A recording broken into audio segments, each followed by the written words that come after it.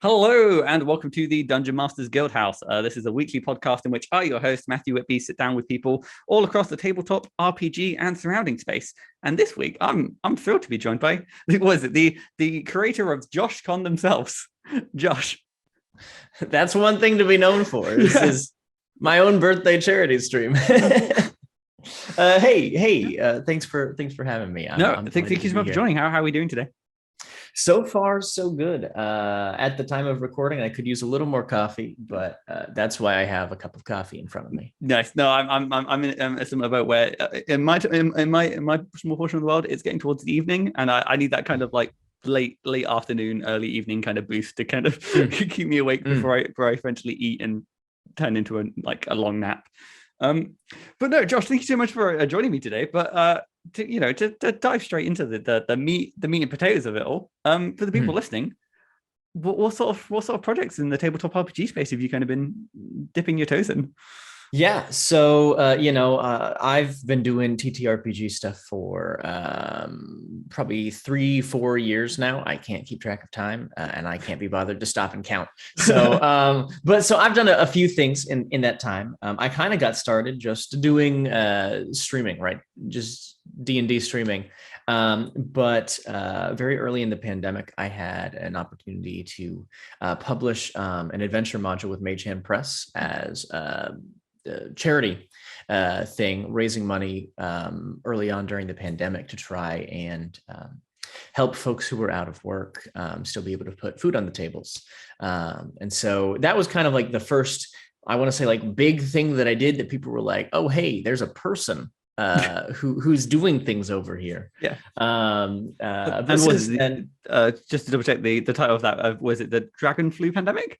Yes, that was Dragon Flu Pandemic with Mage Hand Press. It's still available on the store. I believe all the proceeds are still going to Feeding America, helping out food shelters here in the States. But, after that, I was doing some more streaming.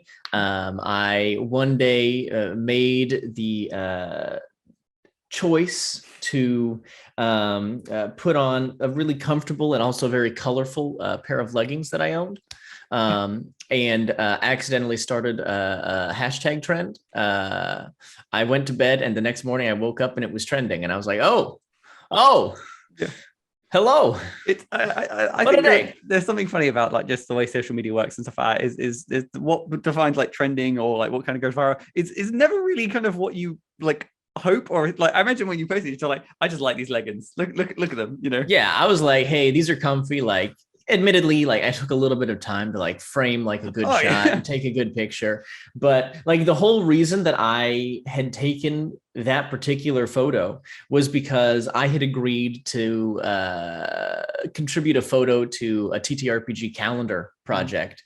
And they were like, yeah, like if you want to do something like fun or playful or whatever. And I was like, I got these colorful leggings. I'll put them on and I'll pose in them. And so I like took 4 or 5 shots, and the ones that didn't get submitted to the calendar are the ones that I put on Twitter. And then it just blew up. And I was like, oh all right, I see how it is.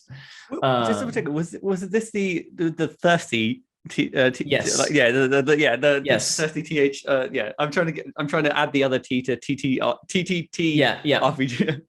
The joke was that's what TTRPG stands for, was, and then we've gone through a couple of iterations. It had started with Thirst Trap. We've moved it to Thirsty Thursday because that way you've got a consistent posting schedule. It's Thursdays. But so it was a whole fun project that really just kind of started off as goofing around and then quickly became, something that I think was able to encourage people to feel maybe a little bit more comfortable in their own bodies. Yeah. Body positivity is something that I certainly think is very important and would love to promote that as much as possible. So it's kind of awesome when, again, these kind of like weird viral events like come out of nowhere can actually have like an underlying positive message that kind of go forward, and the fact that the legacy kind of continues every Thursday, it's awesome. It's a fun thing. I was gonna say, so to kind of like, I guess, cycle back to kind of when you started about your kind of first interaction was kind of getting in the kind of live stream space and everything like that. What was kind of like the first kind of motivation of like, you know what, I want to either like live stream my home games, or just bring my friends and players together to showcase what we're playing. Yeah. So for me, it was certainly to some extent kind of inspired by some of the actual play shows that I had seen and enjoyed. No one's going to be surprised if I say Critical Role here, but Critical Role was actually my second D&D show that I ever watched. The first one that I watched was a show put out by the folks at Achievement Hunter, or rather the parent company, Rooster Teeth. Was a show that they did, I think, 2 seasons for, called Heroes and Halfwits, a number of years back. And I had watched that as a fan of the Rooster Teeth kind of media stuff, and was like, oh, this is really cool. D&D, that sounds neat. Like maybe one day I'll play D&D. Yeah. And so then shortly after that, I had an opportunity to start playing. I really enjoyed it. And kind of had always just been this bug in the back of my head. Like that would be a fun thing to do, to like play on a stream sometime. And then fast forward to PAX Unplugged 2019. I was there. I was hanging out at this just enigmatic bar, named bar, that sold their own like basically juice boxes that were basically just Sunny D and vodka, but like they clearly made them in-house. It was like a Capri Sun pouch for anyone who's kind of familiar with that sort of just like metallic pouch that you punch the straw through. It was basically that, but it was alcoholic. And I was just hanging out there one evening after the convention, and bumped into a couple of folks who did Twitch streaming that I was loosely familiar with in the space. And we just kind of got to talking, and one of them was like, hey, you should come on my channel and just like guest for, a session or two. And so like I said, yes, like that would be cool. I would love to join your stream. And so, we picked a date and we set it like a month or two later. And that was my first intro. And then I kind of got involved with a channel, started doing some stuff with them for a while. And then after doing that for probably like 6 months, I was like, hey, you know what? Like, I think it's really cool that I'm doing all these things with other people, but I would also really enjoy being able to do some of the things that I would like to do. And so I started putting together my own Twitch channel there in like April, May of 2020, and started doing some charity events. And that's really the only time that I do TTRPG content on my own channel, is for charity stuff. And part of that is just because I don't want to run shows that I'm profiting off of if I can't pay the cast. And so that's why it's kind of remained charity for the time being. But I've had some opportunities since then to go and perform on other shows. I'm a cast member on 2 ongoing streams right now, which just is a delight to have characters that you can hop into on stream. No, I have so many questions. No, so I'm always kind of fascinated about at least when it comes to like playing and kind of obviously at a home game, when you kind of like bring your own kind of character to the table, there's you're kind of surrounded with your friends. How do you kind of, I guess, navigate the obviously bringing a character to a table and obviously being aware of like the wider audience kind of beyond the table? And obviously I know that like things like obviously sharing the spotlight, these kind of aspects potentially are slightly not exasperated, but they seem more critical when obviously you're actually like a live stream event to make sure that everyone kind of has their time to shine. I'm curious about like what's your kind of attitude towards like, I don't know, being a good live action player. That's a great question. And I think there's a lot of things that we could talk about, in terms of etiquette when you're playing together with the group, just generally speaking. And a lot of those things are still very much true when you're streaming. I think there are 2 main things that change from when you're playing a table, with a home group, to playing it on a stream. And the first one is knowing that it's performative. You're going to try to hit the story beats that are going to be captivating, right? So personally, right, and there may be different people with different philosophies about this, but personally, if I know that we are doing a live stream, I might try to abbreviate some of the shopping episodes down to like 15 minutes, or just like before the session, before we go like, okay, hey DM, I want to do this, this, this, and this.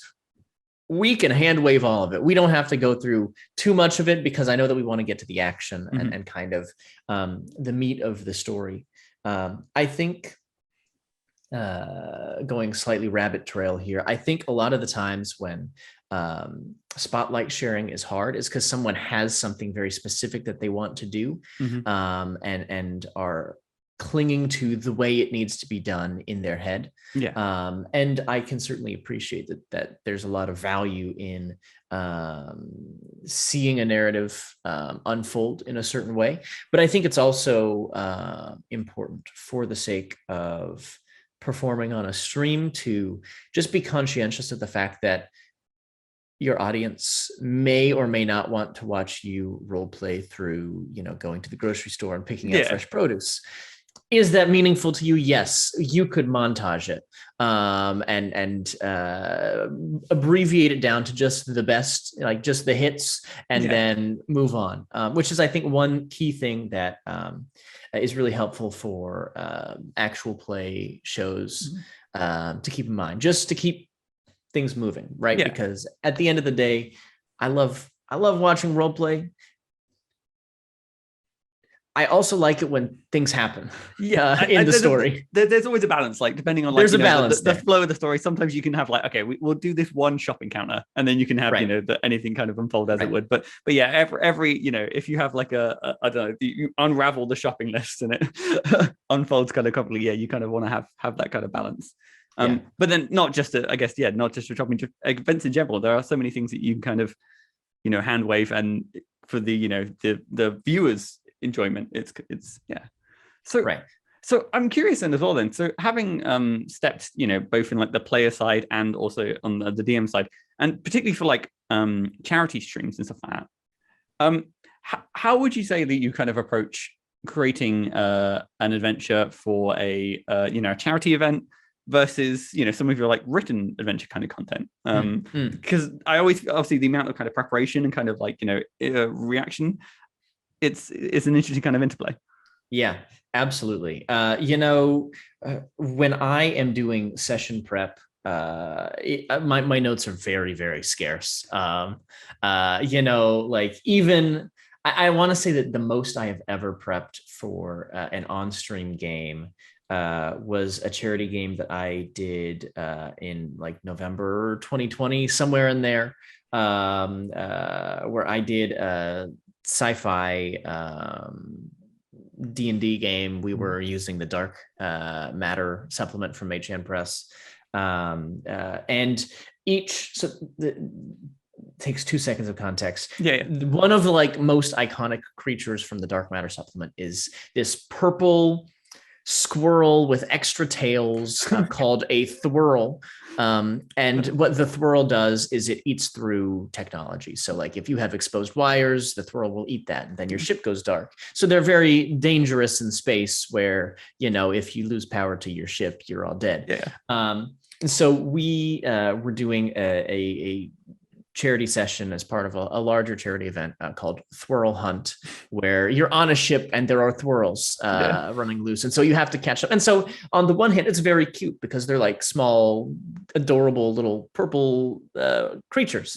But on the other hand, right, like life or death consequences, because it's a D&D session. And so I had like statted out like 7 different like Thwirl themed bosses, like a Thwirl dragon and Thwirl Thulu and a Thwirl bear, and then I had Thwirl man, which is basically just Batman, but it is basically, I just kind of took a lot of like popular entities and reflavored them to be these technology eating little gremlin squirrels. But so that's like the most prep I've ever done. done is like I put together 7 stat blocks and I was like, okay, cool. Here's how they're all going to fit in. So if this happens, this happens, this happens, this happens. Maybe like 2 pages of a document. That is the most I've ever prepped for a single session. I tend to very much be bullet points. So, okay, cool. This, fill in some details. Yeah. Which is very different from when I'm writing an adventure. I was going to say, it feels like I like the idea of like an adventure where it's just a few bullet points going, yeah, you can work it out. Like that would be such a. So here's the thing. For me as a DM, that would be a delight. I would love that because it's literally how I prep. I just don't have to write my 10 bullet points. But for most people who I think prefer like a little bit of like, hey, what's the narration here? What do they see? What are they looking for? What checks do I have to make? It might be nice to have something a little more fleshed out, which is what I do when I'm writing an adventure.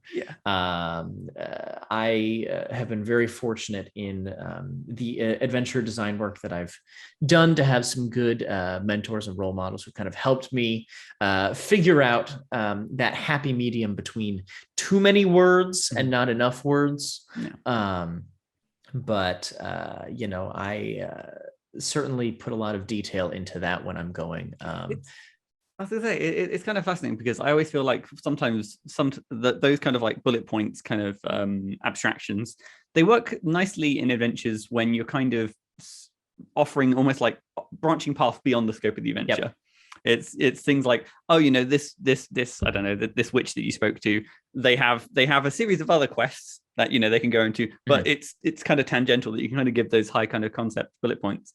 But I do feel like, especially like going into like, if there was an adventure book that was very upfront saying, here's 50 high concept adventures in the sort of like, you know, high level bullet point form, I don't know. I feel there are definitely kind of DMs that would kind of be useful, and I think it does seem like a good amount of adventure content is very much steered towards the pick up and play, because again, you kind of, that's as accessible as it can be to be pick it up. You don't need that, you know, X number of pages of prep. It is pick up, but I don't know.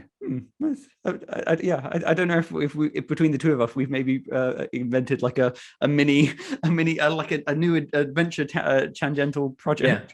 It would sound. I mean, I think functionally it would be very much like a campaign setting book as opposed to you know, necessarily an adventure module. It would be comparable to kind of what the Tal'Dorei book is, in terms of, hey, here's the world, here's some details about every place and some adventures you can go on.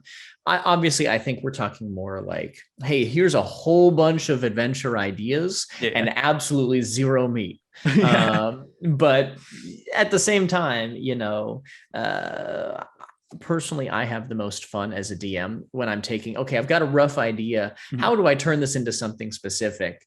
And that thought process, as I'm sitting there, you know, typing away at my keyboard. Okay, so, you know, the monster is doing this, and then the goblins have that, and you're going to have to get these 3 things in order to open the door. And so, you know, that's where the fun is for me. So I actually wouldn't mind using something like that. So I'm curious then. So if your process of like kind of coming up with ideas and kind of creating content is that kind of like high level concept, and then drilling that a little bit deep to be like, okay, well, let's kind of flesh this out. Does that very much like mirror, like when it comes to like your design writing work? It's almost kind of iterative, layer upon layer, going deeper and deeper. Yeah, it absolutely is. I oftentimes, when I'm writing something, we'll start with bullet points. Is okay, here's the general idea that we're going for.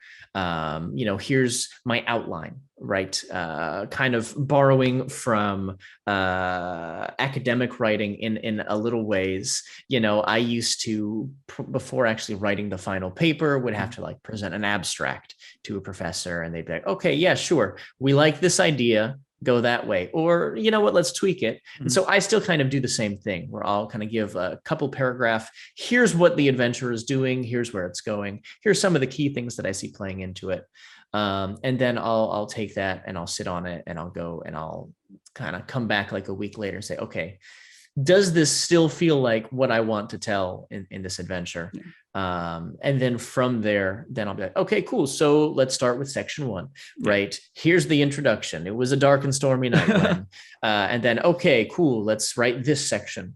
And that first draft is never quite as detailed as I want it to be. Mm-hmm. So then I typically do a second pass and make sure that all of my details are there. And that's where I'll go back through and also, okay, I need a stat block for this. Here's this specific stat block. I need a magic item. Here's this specific item.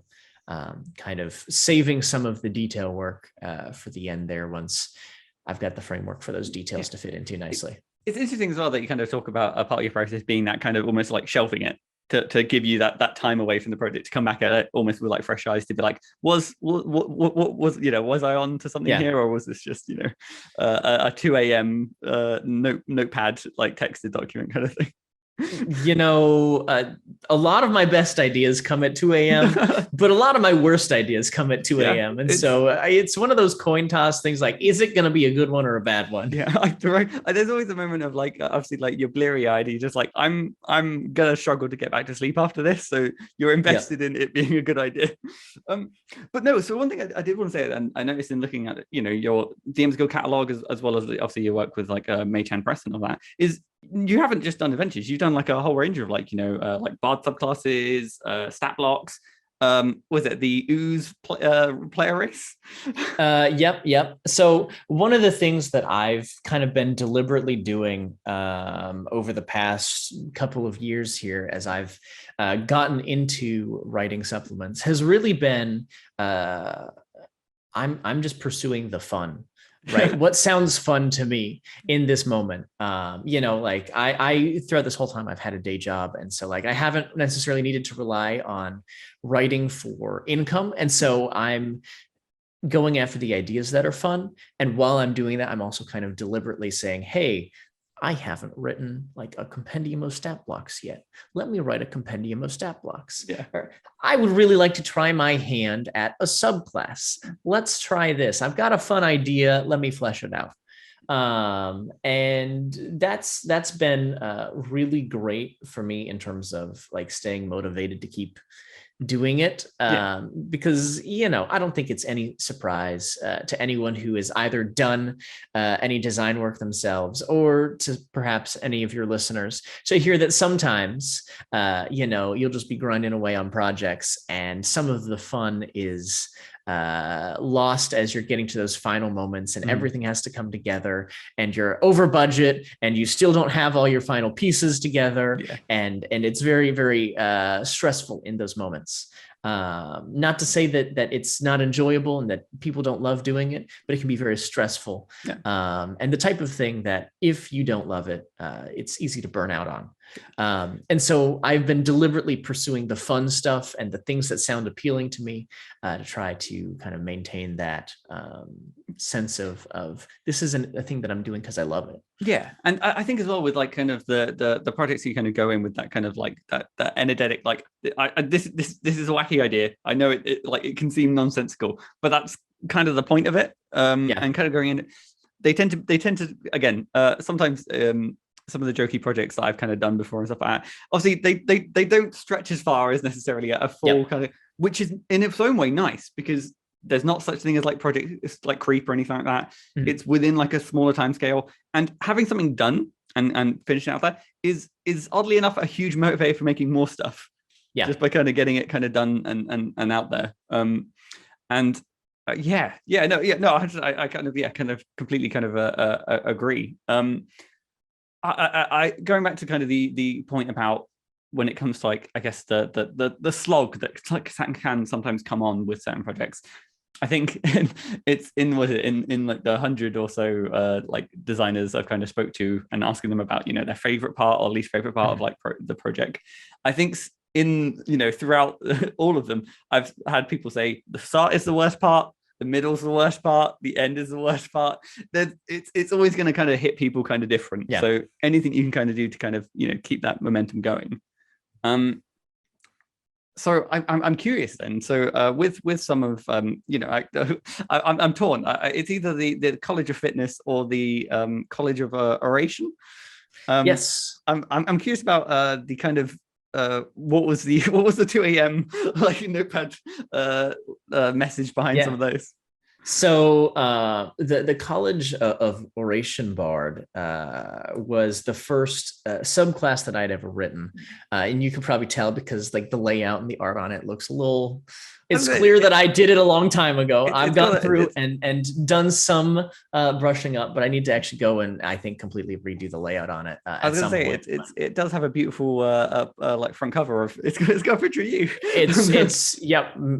It's a picture of me doing my best man speech at my best friend's wedding because I didn't have anything else for artwork and I didn't have a budget. But so the inspiration for that one was simply. I was going to start playing in an all bard campaign, just offline with some friends. And I wanted like a motivational speaker bard. I wanted a bard who's like very much like Shia LaBeouf, just do it, right? Don't let your dreams be dreams sort of vibe. And nothing that was out there really kind of fit that idea that I had in my head. And so I was like, hey, can I like write something and then you like help me tweak it and approve it, and then we'll run with it. And so it was kind of written with that idea: is what if the spoken word is the way that this bard inspires people. And this has happened a couple of times, but I am very proud that ideas of mine have come out and been a thing, and people have gone, oh hey, that's really cool. And then a little later on, right, Wizards has put out something maybe a slightly more polished version that's very something I've written. Preempted the College of Eloquence? Or Yep. So it's happened with that, and then with my Oozling playable race, and they've got the Plasmoid now. But there's just a couple of these times that it's happened. I'm not the first person to come up with these ideas. No, I'm not claiming any sort of like ownership over the idea, but there's a little like bead of pride in my heart. Like I wrote it first, and then they wrote it, and they wrote it better. Like let's be real, they wrote it better, but I still wrote it first. It's also as well like obviously seeing like I in the same way of not just like when Wizards, but when I've released kind of projects that other people have done similar, like it's always fascinating kind of see where you can see the same kind of like initial spark and like the fork in the road in which they've gone in like a slightly different direction, where obviously the eloquence, I think, that was like tied in with Theros, so they're going with the kind of like large kind of debates and get that kind of like philosopher kind of side of things, whereas I feel like the kind of like just do it, the kind of like motivational speaker is a little bit more down to earth, modern day kind of side of things. So that was the spark behind that one. You also asked about the what was it? The College of Fitness. Yeah. So very similar in general concept. Is I was like, what D&D needs? It needs like a grandmother in spandex with little 3-pound weights and a headband, just like encouraging people to work out, and your fitness is what's going to make you better. And so it's all kind of themed around helping, really buffing the party in terms of their physical attributes. It is kind of the focus of that particular subclass. And it just kind of came from this idea of, like the Prancer-sized lady jogging down the road and be like, what if that was a bard? Yeah. I always is kind of like funny that how you can kind of like, even with an idea like that, always tie it to almost like unique, the mechanical aspect and stuff like that. The idea to kind of view it as like, okay, well, this is a bard that, again, there's no other bards that kind of focus on like the physical kind of attributes, and tying the two in kind of together, like, okay, well, what does that kind of look like? One thing I am kind of taking away with obviously the creation of these two subclasses, are you a bard main by any chance? Bard is, I want to say, my second most played class. Wizard is actually my first. I'm a big fan of spellcasters, so like my top 3 is Wizard, Bard, Sorcerer. But then after that, I think it's actually fighter and paladin. So like I've got some variety. I play a little bit of everything, but I am a big fan of spellcasters, particularly like the utility spellcasting. I think you kind of like as with my comparison point is I always go to fighters for some reason, but obviously fighters, they have like a good kind of range of like abilities. Sometimes as you kind of subclass goes, you can kind of go and do some really awesome stuff. Always with the spellcaster, you're like, I can do anything. Like one day I can go to bed, with like all the kind of crowd control you could ever need. Tomorrow I could literally burn down an entire city if I wanted to, and I have that kind of like versatility. Spells are just a lot of fun. Awesome. Well, okay. Well, wow. So to kind of pivot then to talk more about your kind of creative process as you're kind of going through, because talking about just like some of the stuff you've kind of been working on. What would you say is like your stands out to you as your favorite part of the project? I think there's two favorite parts that I have. And the first is that like first kind of conceptualization of, okay, we've got this idea. What if it became this, right? And then that early enthusiasm for, okay, we've got all these ideas. These things are going to work out. We can totally do it. Recently, the project that we put out that I did with Lucia from Seer Sword, which was Solat's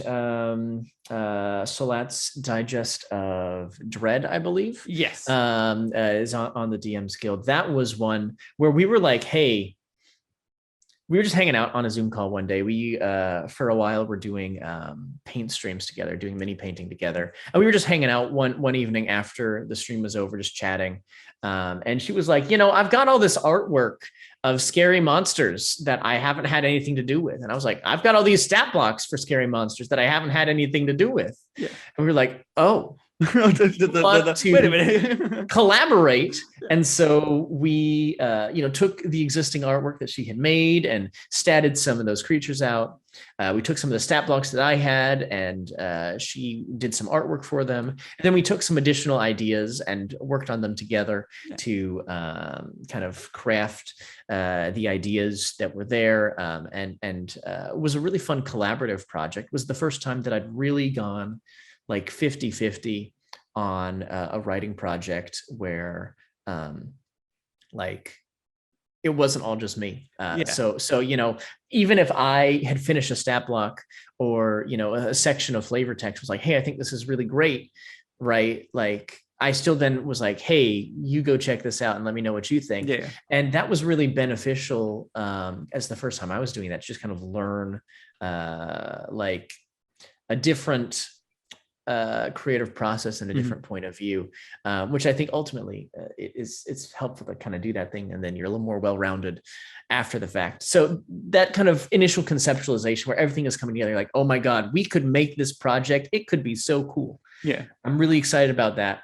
And then while I don't necessarily love the detail work that comes in with doing layout specifically, it is really satisfying to, after putting in all the time and effort and getting all of your components in place, to look at the finished product or even just a draft of the product, knowing that there's still some tweaks that need to be made, and go, wow, I did that. This is really satisfying. It's that giant stuff from like I've been staring at like this Google Doc for so long, and like, oh, now it's a real document. Now it's something that it's got the fancy paperwork background. It's got some it's weird how the creatives like, at least in the tabletop space, we don't need much. It's like it's just turning like a little dial, like a little bit like more, and suddenly it's like this is so much. So a quick question though. So I kind of asked about like the favorite part being the kind of initial kind of ideation. It sounds like that you kind of gravitate a lot towards, I guess, the narrative side of things. Is that generally how the ideas kind of stem about, or has there been kind of examples where it's just like, what, this is like a mechanic or a system that is kind of, I don't know, could be tweaked, or I guess when you had those like horror stat blocks kind of sitting off to one side. Yeah. But then I guess, again, it's cylindrical, where it's like, oh, this would be a spooky monster. You create the stat block and then it's kind of, To some extent, some of those monsters were created because I needed a scary monster for one of my home games. And so I just wrote it and I was like, okay, well, I've got it now. Yeah. I certainly have had ideas for specific mechanics. I'm like, oh, that would be really cool. I think more often than not, it tends to be, I get a bug in my head about this would be a really neat concept for a creature. And then I try to flesh it out.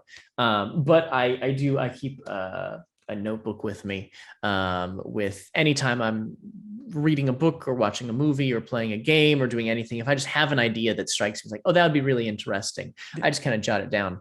And so I've got a notebook full of things. And some of those are like a mechanic that lets you do X, Y, and Z, right? It incentivizes this, it decentivizes this. How do I turn this into something, full? And so one or two of the things that I've written have stemmed from that. But I certainly, there's something I think that I gravitate towards in terms of the storytelling component. Yeah.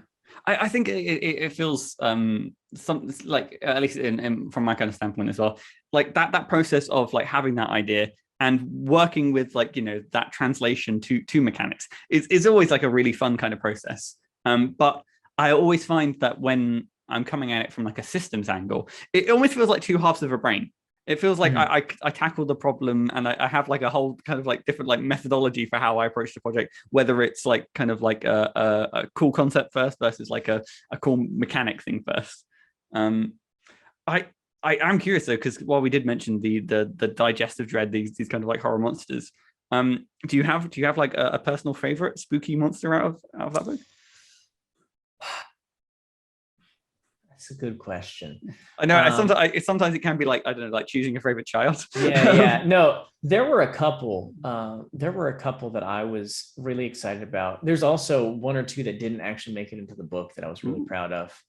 But just for space. But let me just give me 2 seconds. Let me flip through that document and let me tell you if I got a favorite, because my gut says that there's a couple that were really good that I loved, and I just have to remember them off the top of my head. No, yeah, I'm kind of a big victim of that, because I think that there's one time where I had a guest on, and towards like the end of the project, they were like, "Oh yeah, and you were on that project as well, weren't you?" And I was like, "Was I?"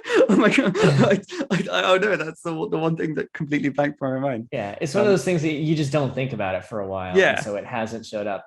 Yeah, my favorite from that particular project was I had a creature that evolves called the Form Devourer. And so the idea loosely, very, very loosely inspired by kind of this amalgamation of a shape-shifting creature.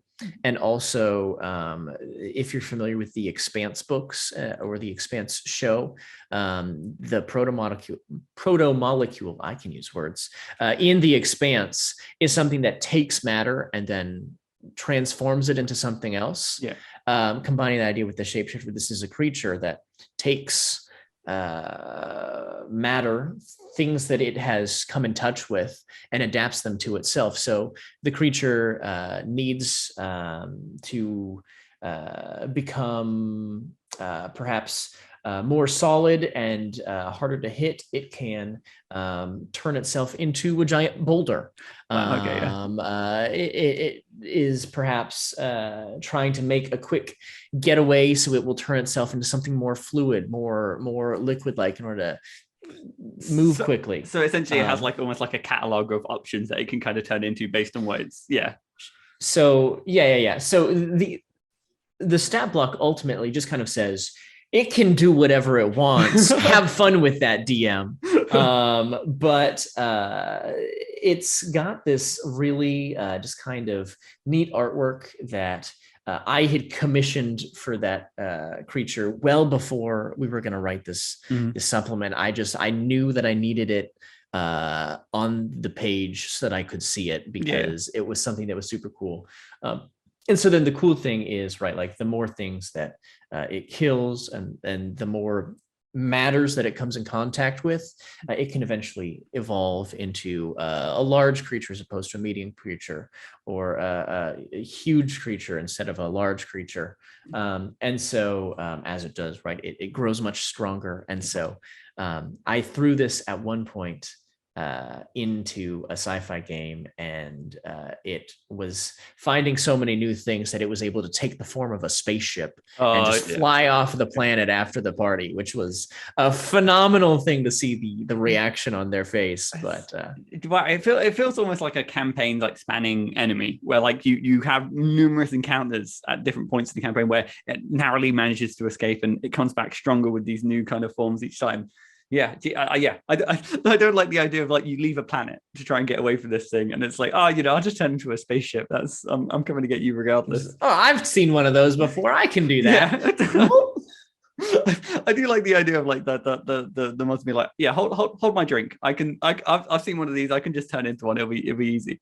Yeah. Wow. And then to loop back to an earlier question then. So okay, if the starting aspect of the creative process is your favorite, as well as kind of seeing it begin to kind of form in layout, what's the other side of the coin? What would you say is your least favorite part of the project?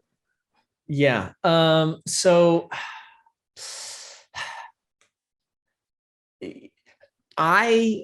as a creator, my weak spot is absolutely the editing phase. Mm-hmm. I don't like doing editing work. I shouldn't say I don't like it. That is not my strong suit. I don't think that I am as good an editor as many of the folks who are professional editors out here. I think many even just DMsGuild casual editors are probably better editors than I am in that respect. If there is an editing process that has to hit in a project, I will always have someone else do that. I will hire someone. I will pawn it off on someone else whenever possible. Just because I don't love it. Yeah, I mean, I can do it. I just don't love it. No, editors. Again, it's a motto of this show is that editors are they're worth their weight in gold. And really honestly, like you kind of touched on earlier about just when you have a kind of collaborative project about having like almost like a partner in crime to bounce ideas off, just having a new perspective on your work and stuff that's often what kind of editors brings. They're perfect for kind of identifying like missing information, unclear, as well as sometimes like plot holes. And that's the things that you as a creator, you're always gonna be blind to something with the with the best intentions, and this is why editors can kind of eventually build up so I've got a document which is essentially like with all the editors that I've had the pleasure to kind of work with, each of them have kind of imparted some wisdom on me. And now I have like a longer list of checks that I do before I try and send it off to an editor to kind of I'm always like a case of like, okay, I will I'll get rid of I'm gonna open my list. I'm gonna find my I can't. Wait, where is it? Yeah, I have this thing where it's do some amount of, or you use those kind of phrases, or like and I had one editor was like, you use this phrase a lot, and I'm like, okay, I will do my best to never use this phrase again. Good to know. Yeah, good to know. But no, yeah, you are 100% kind of right on that. And I feel like the editing phase it's hard to be very critical of your own writing, and particularly I remember ages ago a really good kind of tool tip I got from was it Justice mentioned that if you kind of even if you again for whatever reason can't get an editor involved with that, using the kind of like text to speak and just kind of hearing it back, not in your own voice, because again, you kind of write in your own voice, you kind of tend to read back in your own voice. Just hearing that in, through like a text to speak, that can help you kind of pick off on some things like cadence and flow. That it's weird to kind of think about that sometimes it is that kind of like there's a flow or a pattern to sentences, and the kind of editors can come into a paragraph and be like, okay, it's pretty much all the words are the same. We've just moved like 4 things apart to kind of help that whole flow. But yeah, geez, there's bless editors, every last one of them. They are so incredibly helpful, and I wish I was good at editing, but that is not my thing. Which and in fairness, the best part is when you can definitely tell where editors they're so passionate about their words, or just words in general, and grammar. It's awesome. what was it? I think I'm recent, and again, another tidbit of information that I came across the other day was, was it like example E.G? Mm-hmm. It's E.G dot then comma. The comma is an important part. That for the longest time I wasn't. I forgot that comma existed, or I just didn't know it existed. Which I don't know. It feels in my mind. I always feels like that's really really niche. But then it's kind of a case of like if that's the if that's the style guide, if that's the way things are, let's keep that comma in. And lo and behold, I will never forget that comma ever again. Hey, that's great right there. I'm one of those people who tends to use commas a little bit too much. So I'm sure that I'm already putting that comma there as well as 12 other places that it shouldn't be. Yeah, I think I know. I'm very much the same because I use commas like when I take breaths almost. Like sometimes when I'm writing stuff, I just put a comma in because like I would stop there. But even though it's like these are two fragments, like these are not two fragmented sentences. You put 7 like fragments with or however extreme it can kind of be. Wow. Okay. So the editor, our love letter to editors aside, over everything that you've kind of been doing then, I'm curious if there's been any kind of particular design decision that you've kind of made that you're like particularly quite proud of.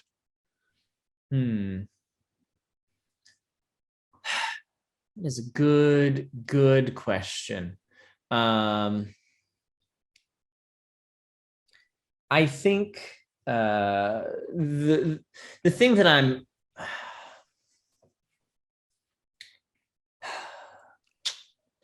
that's a tough one. That's a tough one. Hold on. Okay. Yeah, I was saying the question could be on any sort of scale. It can be like a whole like product, or it could be just literally like there was just one sentence. I was just like, I think one of the things that I try to incorporate in most of my adventures is to have a nonviolent option, a nonviolent way to resolve whatever the crisis is. And so I was particularly proud of in the Dragon Flu pandemic module. I was particularly proud of the way that the nonviolent adventure option played out, because it's very different from if you want to go and fight something, there's an option for that. And there's an option for if you don't want to go and fight something, you can do that. It wound up like this one choice that I made kind of early on for, okay, it's going to be this sort of dragon, it's going to be this sort of area, led to a whole lot of world building and lore that was a lot of fun to dig into. And is something that I think, I'm a little biased perhaps, but I think that's such an interesting story that you can dig into if you pursue that particular path of the adventure. I think the kind of was it like almost like the pacifist style to like adventure writing. I agree. I think it can lead to kinds of fascinating kind of less explored role-playing kind of opportunities. And one thing that I do sometimes see that I'm always a little bit like is the fact that sometimes it's not as like foreshadowed as well as it could be. And a lot of adventures sometimes lean on or they go towards the kind of like you find out there was a pacifist option after the violence has happened, which it feels almost somewhat counterintuitive. I'm kind of curious about what were some of the approaches you kind of had to kind of almost like signpost the fact that like hey, you don't have to fight anything. There's So in that particular adventure, you need to retrieve a dragon's tears in order to help find the cure for dragon flu. It's kind of a jokey disease that makes you float. As if you've been had levitate cast on you, but it's just permanent until you're resolve it. It's really what it boils down to. Dragon flu, like as a name, I assume the worst, like but the fact that it just makes you float, I can deal with that. It's just levitating. It's just inconvenient, right? Because like you're trying to go to bed and like someone has to tie you into the bed in order to like not just float away. You become like an astronaut where you have like the entire pod where you just like float in. But so you need a dragon's tears in order to create a cure.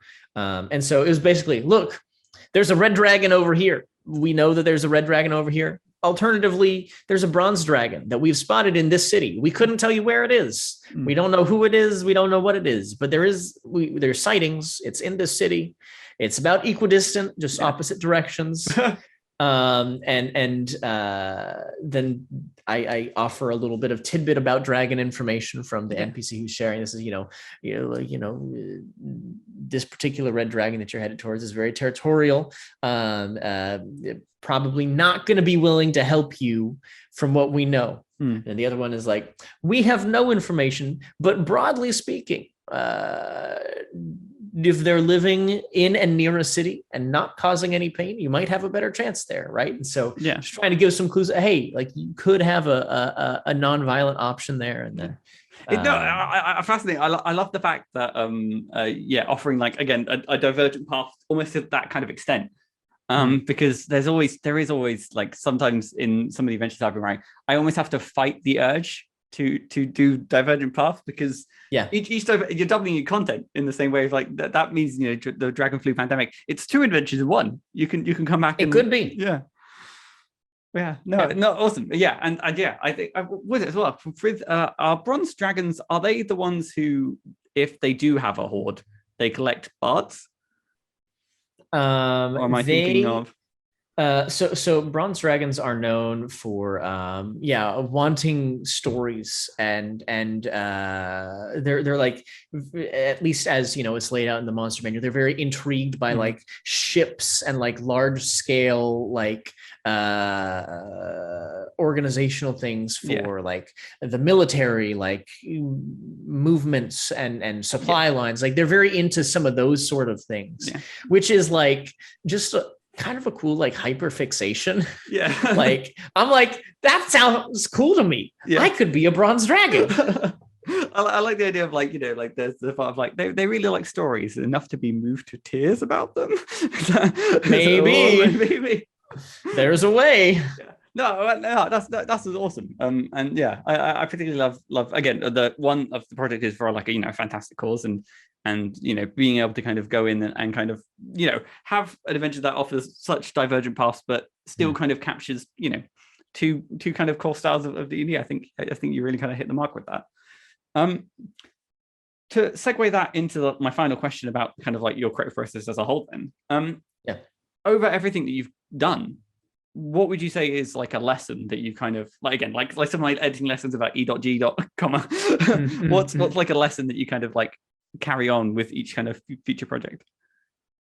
I think there's always a stage as something is just kind of getting off the ground where I'm like, okay, I have this idea, but I don't want to get started because I'm like afraid that it's not going to live up to my expectations or like that I'm not going to be able to follow through on what I want to do here.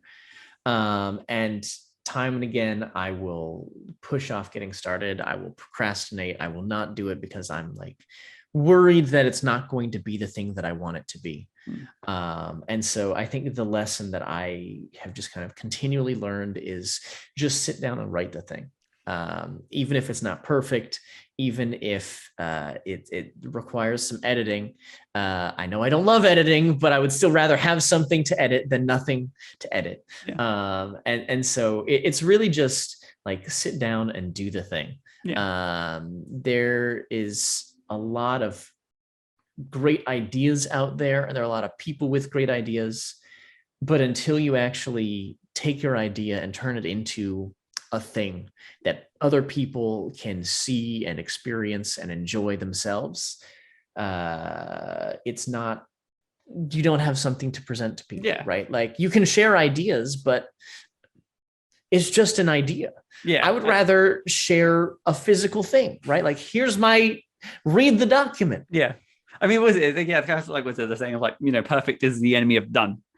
I think sometimes it is always that. I think there's always that balance because I think everyone definitely has like almost like dream projects where it always feels like you need it feels like you've imposed these kind of like a mental skill check of like, oh no, I need X years number of experience before I can start that project, when like you're gonna say you don't really like there will. I guess what kind of shows growth as well, it's like as you kind of continue to release two things, it's almost inevitable that you would look back on aspects of previous projects and think, were I to do that now, I would do X number of things differently. But that's growth. The projects you go on to make are kind of stood atop all the previous lessons you've learned across the kind of journey. I guess if we can like summarize that into like a motivational bardic call, which is just like just do it. If there's any listeners who haven't started making any tabletop RPG content, just make something little, give it a go, and hire an editor maybe. I'll also hire an editor. Yeah.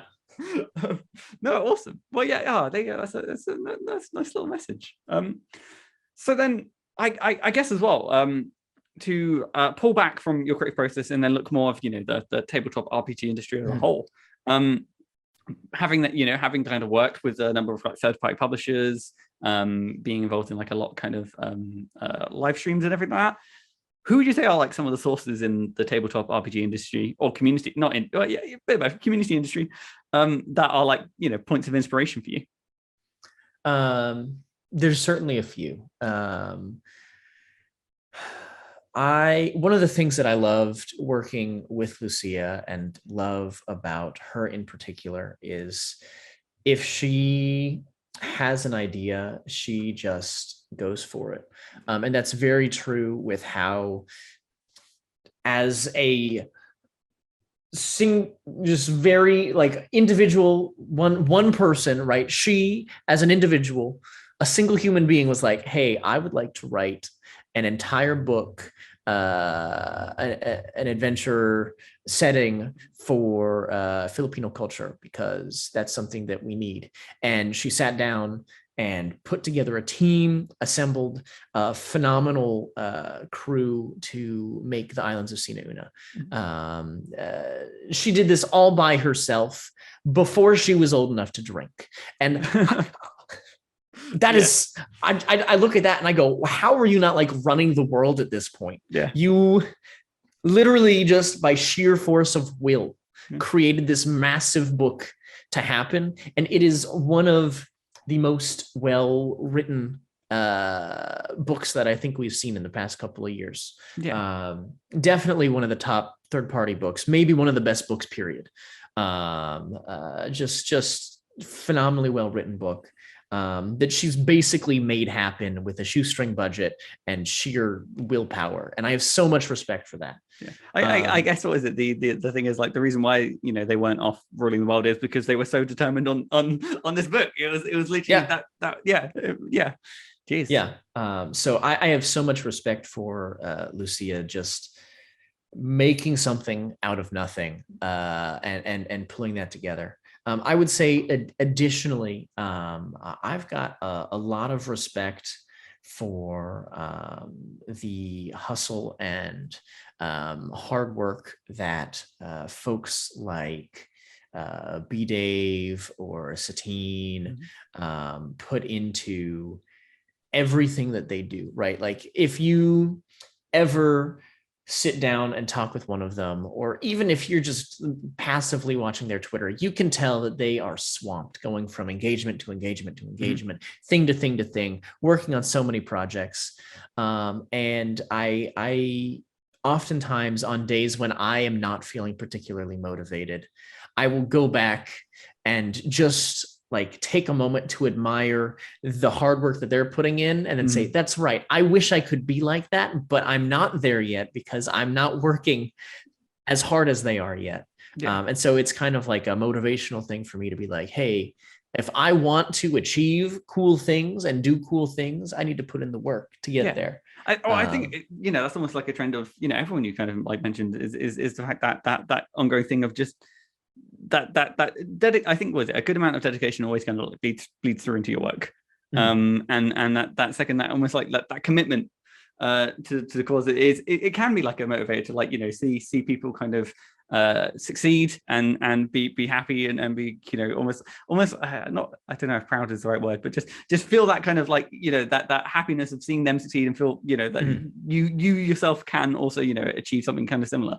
It's in the nicest sense of the term, it's infectious. It's like you catch it, and I'm with you. I just don't take anyone else. You know, there's a lot of great people. Yeah. I mean, I could write a long list. But I am certainly inspired by, and also very grateful to my good friend Omega Jones, Critical Bard, who has been working their tail off. And it pays off, right? You know, just this year, CB has announced several really cool things, and that's been something where I am absolutely inspired by all the work that they're putting in behind the scenes, and also proud to see that it's paying off. Yeah.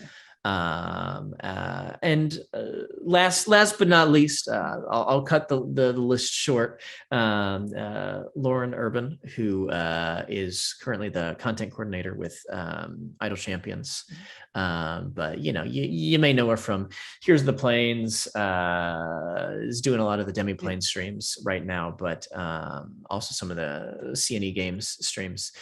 She's been around for forever and is one of the most supportive and kind and caring individuals that I have ever met.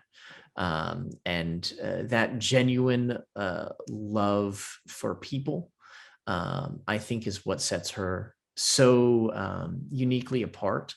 And any interaction that I have with Lauren is one where I come out of it being like, I just wish I was a better person. Yeah. Yeah, it's nice. It's the word. It's like how this person is just such an embodiment of good. Yeah. And again, you know, any industry that is, you know, lucky enough to have just even like, you know, one or two of those people, you can see, you know, the kind of people who kind of, you know, just naturally gravitate around them because they're such, you know, sheer forces for good. That's like such an incredible kind of list. I mean, wow. Yeah, I again, I always feel bad because like the one question about like who's like source of inspiration, there's no real easy segue of like, well, anyway, but what I will do is I will turn my thanks onto you, Josh, because what is it? We've done it. We've managed to survive an hour. Heck yeah. Yeah. Yeah. Well, you hit it well. So obviously, I don't want to end the podcast without the people listening hearing one about, you know, any kind of like immediate projects that you've kind of got on the horizon, and secondly, you know, where can people like stay up to date and, you know, get their hands on things as and when they release. Yeah, certainly. You know, so you can find me on social media at Joshua M. Simons. That's my name. It's my handle on every social media platform. I do stream on my Twitch channel. It's not always TTRPG related. In fact, oftentimes it's just me playing video games, and I'll occasionally like talk about D&D while I'm like, you know, shooting people in Halo or building a farm in Stardew Valley. There's just talk about tabletop gaming while I'm doing other things, and it's delightful. If you're into that sort of thing, you can follow me on Twitch, twitch.tv/Joshua Simons. There's not an M in between the two. I am currently involved with 2 shows. One of them is on hiatus, but will be coming back here in the coming months. And then the other one, season 2 is about to get started back up. The first one is I'm on a show called Tome, set in the islands of Sina Una, run by HTT Paladin, who is one of the co-leads for that project. We will be returning to the Hit Point Press Twitch channel a little bit later this year, waiting for some things to settle down in terms of scheduling and life busyness. The other show that I do right now is on Wednesday evenings. We are starting back up at the end of April for season 2 of Stay Alive. It is using a homebrewed system made by DMGH, who may well be known of Stat Block fame. Yep. He is just got this incredible system here. It's a zombie survival kind of horror thriller sort of system. Feels very much like watching early episodes of The Walking Dead, if that's sort of your vibe. And it's a lot of fun, very intense, a lot of epic showdowns, a lot of near-death encounters. But we have a whole lot of fun there. I'm a player on both of those shows. I do have some other things in the works. I just can't talk about them. I mean, that's even the best thing. I was like, all the more reason to follow, those social media handles to stay up to date, as and when they're released. No, honestly, Josh, thank you so much for joining me. It's been an absolute delight from start to finish. Yeah. What was it? I've been Matthew Whitby. You can find me at Whitby Writes. I don't think I have anything immediate coming out soon. Time is wibbly wobbly. I might do. Have a look in the description. We'll find out. But other than that, we come to the final and arguably my favorite question, which is, Josh, how do we end a podcast? Any good podcast should be concluded with something smart and clever and witty, and that is why I cannot be the one to end the podcast. I will go with fuck.